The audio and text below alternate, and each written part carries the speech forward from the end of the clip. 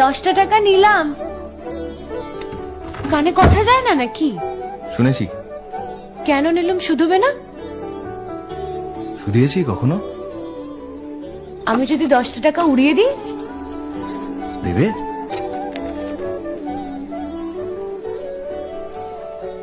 আমি তবে যাই। আমরা থিয়েটার দেখতে যাচ্ছি। তুমি কি শুনলে আমি কি বললাম? বড় জ্বালাচ্ছ ললিতা।